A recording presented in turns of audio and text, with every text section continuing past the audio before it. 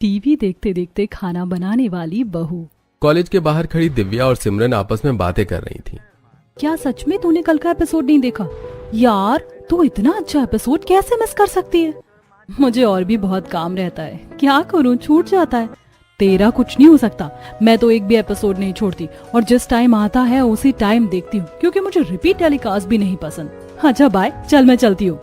College खत्म होने के बाद दिव्या घर आती है और वो देखती है कि घर आते आते उसे 7 बज चुके हैं और सिर्फ 2 मिनट रहते हैं।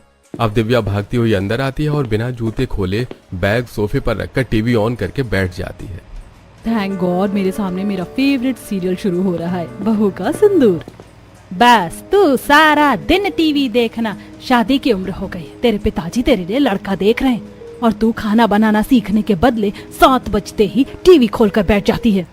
माँ पापा रिश्ता देख रहे हैं, हुआ नहीं है, अब डिस्टर्ब मत करो। आपको पता है ना, मुझे टीवी और सीरियल देखने से कोई नहीं रोक सकता। और रही खाना बनाने की बात, जब मेरा रिश्ता लग जाएगा तो दिन में खाना बनाना सीख जाऊंगी, पर रात को तो मैं अपना फेवरेट सीरियल ही देखूंगी। आशा दिव्या को सुनाते हुए रसोई में जाती है और खुद ही खाना बनाने लगती है। इसी तरह कुछ दिन बीत जाते हैं और एक दिन जब सब सुबह का नाश्ता कर रहे थे तब सुरेश लड़के का फोटो दिखाता है। अच्छा फोटो देखकर बताओ तुम्हें लड़का कैसा लगा। लड़का 4 भाई बहन है और वो घर में सबसे बड़ा बेटा है। घर परिवार बहुत अच्छा है। लड़का तो सच में काफी अच्छा है जी। वैसे कब आ रहे हैं लड़के वाले हमारी दिव्या को देखने? बस 2-3 दिन में। वो सब तो ठीक है पापा, पर लड़के वालों को सुबह बुलाना या दोपहर को? शाम को 7 बजे के बाद मैं टीवी देखती हूँ और उस टाइम पर मुझे कोई कॉम्प्रोमाइज नहीं चाहिए। दिव्या की बात सुनकर सुरेश और आशा हंसने लगते हैं। इसी तरह कुछ दिन बीतते हैं और अमर अपने परिवार के साथ दिव्या को देखने उसके घर आता है और सब कुछ सही रहता तो इस तरह दिव्या और अमर का रिश्ता लग जाता है। समय गुजरता है और शादी के दिन नजदीक आने लगते हैं, जिसके चलते शादी की शॉपिंग भी जोरों शोरों से चल रही थी। अरे जल्दी पसंद कर, तेरी ही शादी होनी है, कौन सी चूड़ी लेनी है? माँ हम चूड़ी और मेकअप की शॉपिंग कल आकर करेंगे, 7 बजने वाले हैं, मेरे सीरियल का टाइम हो रहा है। भैया रहने दो, हम कल आकर लेंगे। पता नहीं इस लड़की का क्या होगा ससुराल में। क्योंकि 7 बजने वाले होते हैं इसलिए दिव्या बिना शॉपिंग किए अपनी माँ के साथ घर आती है और अपना फेवरेट सीरियल देखने लगती है। देखते ही देखते दिव्या की हल्दी का दिन आ जाता है। आप सब क्या कर रहे हैं? हल्दी लगाकर हल्दी की रस्म जल्दी से खत्म करो ना, 7 बज गए हैं, मुझे अपना फेवरेट सीरियल बहू का सिंदूर देखना है। दिव्या अब कुछ दिन सीरियल भूल जा, क्योंकि तू खुद किसी के घर की बहू बन रही है, अब चुपचाप बैठी रहे। कुछ ही देर में दिव्या की हल्दी की रस्म शुरू होती है, जिस वजह से आज दिव्या टीवी सीरियल मिस कर देती है और फंक्शन खत्म होने के बाद अपनी दोस्त को वो फोन करती है।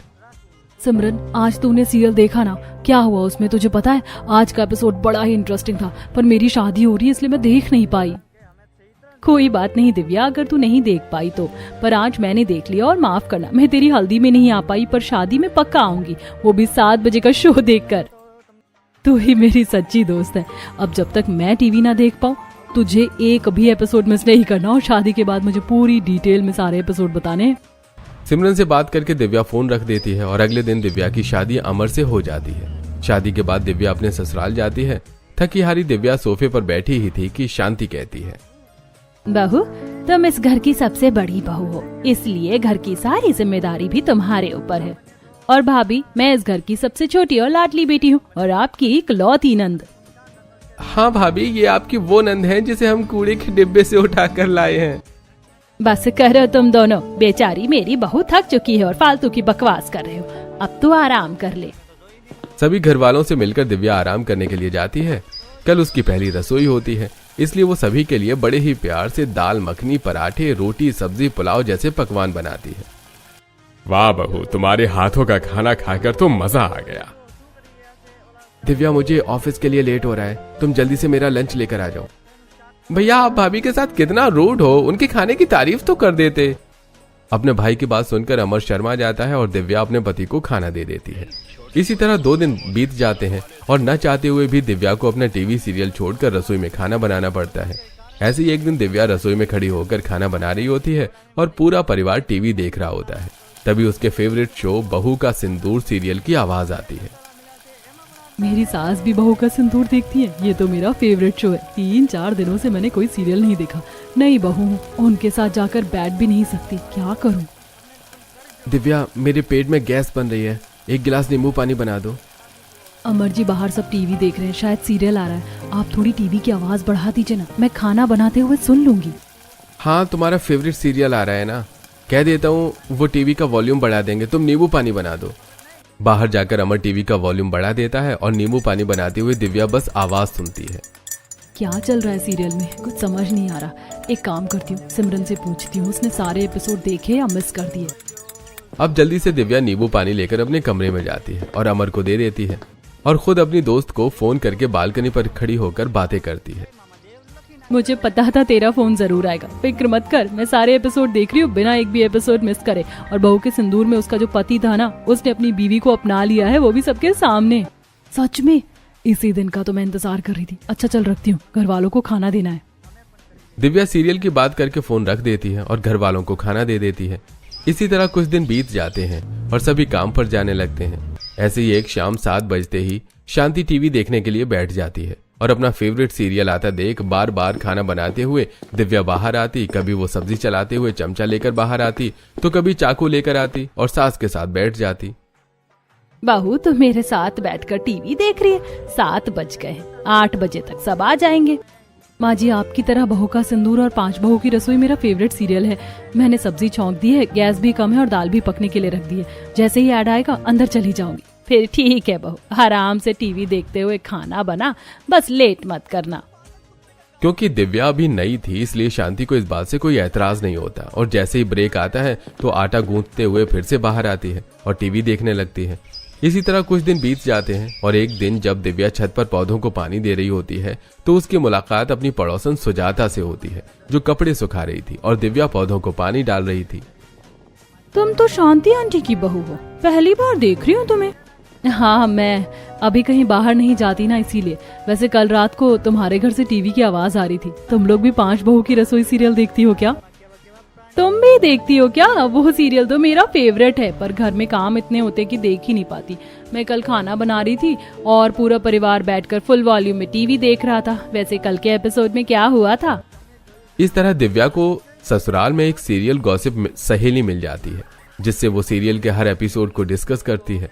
इसी तरह एक हफ्ता बीत जाता है और घर में कोई नहीं होता। 7 बजने वाले होते हैं और इसीलिए दिव्या जल्दी से गैस पर दूध और चाय रखकर सोफे वाले हॉल में हाथ में रिमोट लिए टीवी चलाकर बैठ जाती है और अपना फेवरेट सीरियल देखने लगती है।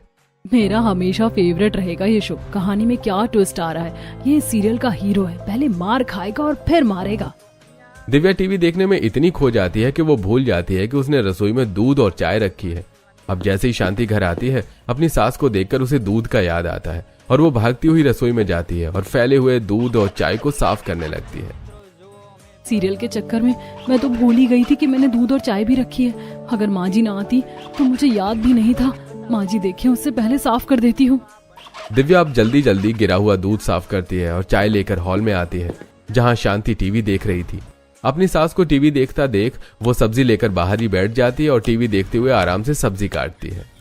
बहू टीवी देखते हुए अगर इतनी धीरे धीरे सब्जी काटेगी तो घर वालों को खाना कब देगी? वो माँ जी कोई बात नहीं, आज सब लेट आएंगे और काजल भी पार्टी में गई है तो वो शायद ना भी खाए, तो तू आराम से टीवी देखकर खाना बना लेना। अब आराम से दिव्या अपने सास के साथ टीवी देखती है और टीवी देखने के बाद रसोई में जाकर खाना बनाती है। समय गुजरता है और दिव्या अपने असली रूप में आने लगती है। ऐसी एक शाम शांति और दिव्या बाजार जाते हैं।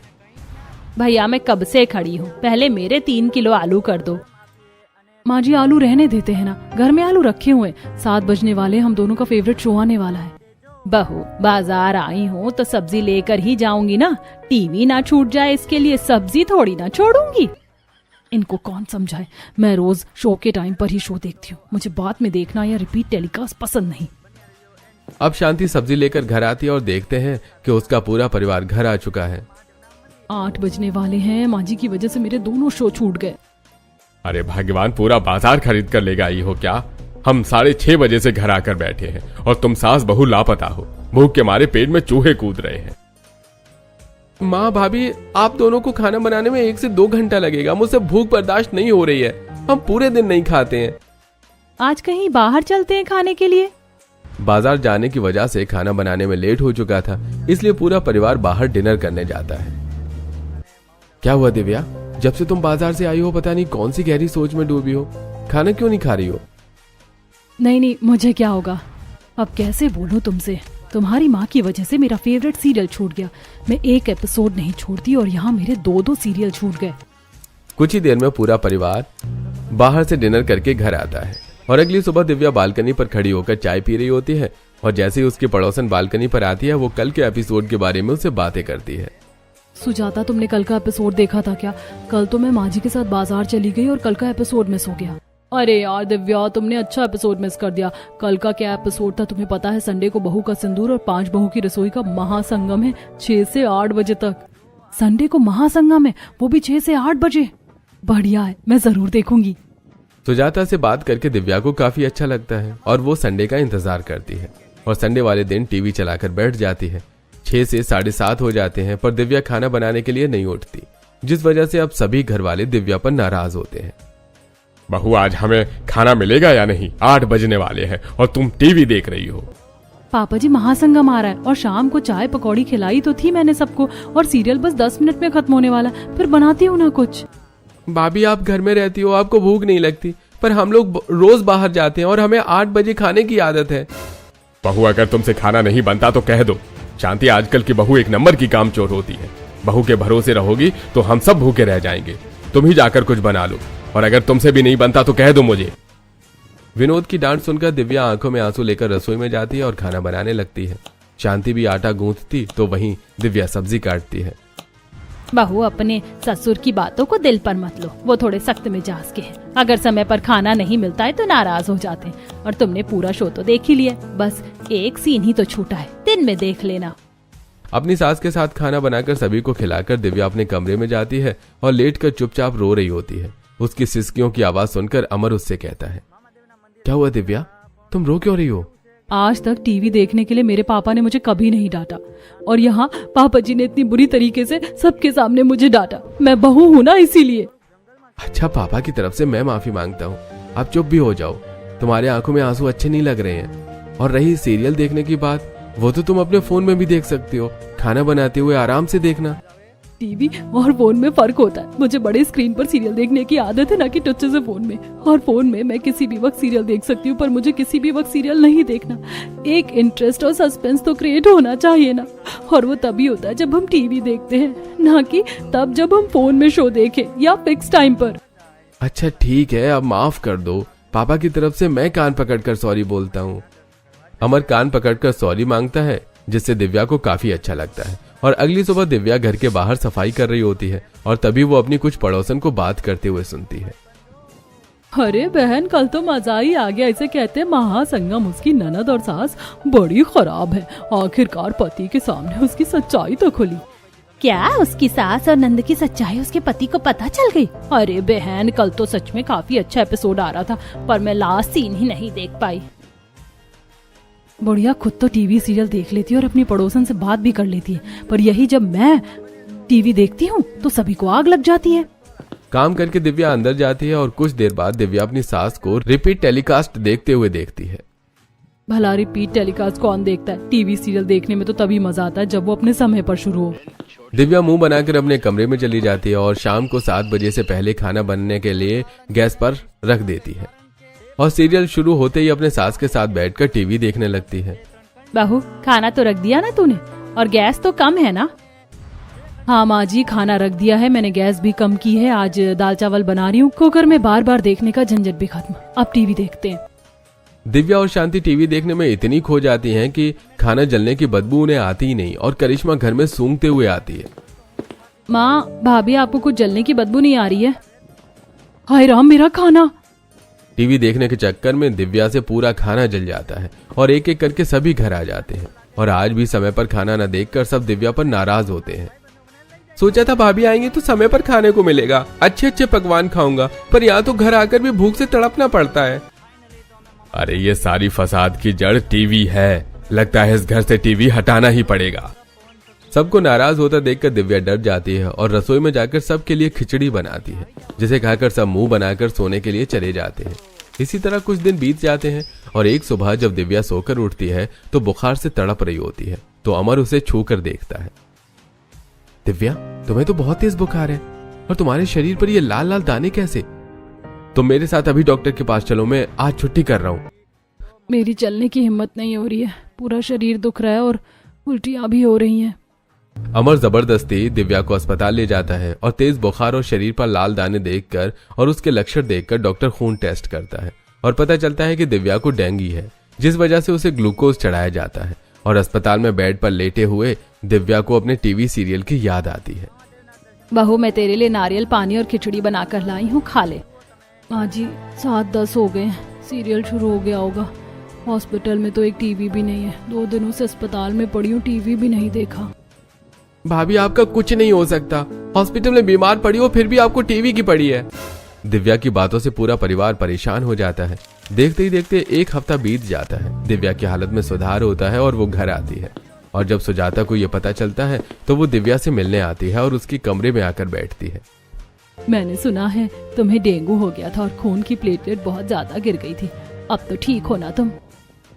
हाँ, अब तो पहले से ठीक हूँ। 1-2 दिन से कमजोरी हो रही है, पर मैंने किसी को बताया नहीं और अचानक से बीमार पड़ गई। वैसे मैंने 1 हफ्ते से टीवी नहीं देखा। तुमने सारे एपिसोड तो देखे ना? दिव्या, तुम तो जानती हो 6 दिन में से मैं सिर्फ 2 ही दिन टीवी देख पाती हूँ, बाकी खबर तो मुझे तुमसे मिलती है। अच्छा तुम आराम करो, मैं चलती हूँ। सुजाता के जाने के बाद दिव्या का दिल नहीं लगता और उसे सिमरन की याद आती है। सिमरन मेरी दोस्त, कैसी है तू? मैं बहुत बीमार हूँ, कल ही अस्पताल से घर आई हूँ, बिस्तर से उठ भी नहीं पा रही, इतनी कमजोरी हो रही है। पिछले 1 हफ्ते से मैंने टीवी नहीं देखा। तूने मेरा फेवरेट शो तो देखा ना? अरे यार, तू तो जानती है ना, टीवी सीरियल से ज्यादा इम्पोर्टेंट मेरा काम होता है। वो तो तेरे कहने पर तेरी शादी पर मैंने एक भी एपिसोड मिस नहीं करे। अगर मुझे पता होता कि तू बीमार है तो मैं तेरे लिए टीवी सीरियल जरूर देखती। तूने भी मेरा फेवरेट शो नहीं देखा, अब मैं 1 हफ्ते का शो किससे पूछूं? तो इतनी दुखी क्यों हो रही है? फोन में भी तो तू सीरियल देख सकती है। माना कि छोटे और बड़े स्क्रीन में फर्क होता है, पर अगर तुझे टीवी देखने में दिक्कत है तो फोन में सीरियल देख लेना। तुझे तो अपना सीरियल ही देखना है।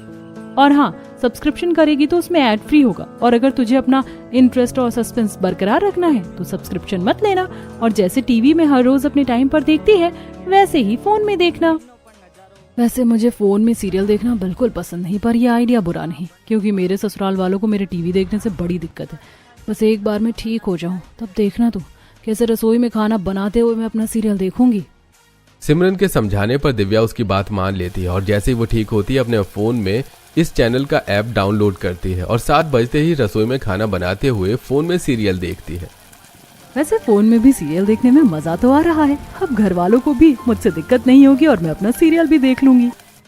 क्या बात है माँ, 7 बज गए, तुम भाभी का फेवरेट सीरियल टीवी में देख रही हो और भाभी खाना छोड़कर बाहर नहीं आई। लगता है बीमार होने के बाद भाभी सुधर गई है। सही कहा करिश्मा तूने, मैं तो भगवान को मिठाई चढ़ाऊंगा, हमारी बहू सुधरी तो सही। अब दिव्या समय पर फोन में अपना सीरियल देखती है और रसोई में आराम से खाना भी बनाती है। इसी तरह कुछ दिन बीत जाते हैं और एक दिन घर वालों को घर में देख दिव्या जल्दी खाना बना लेती है और 7 बजे फोन में सीरियल देखते हुए सभी के लिए खाना लगाने लगती है। दिव्या, आज तुमने खाना जल्दी बना लिया और 7 बजे खाना भी लगा रही हो। दिव्या के हाथ में फोन था, वो फोन में देख रही थी और दूसरे हाथ से खाना परोसती है।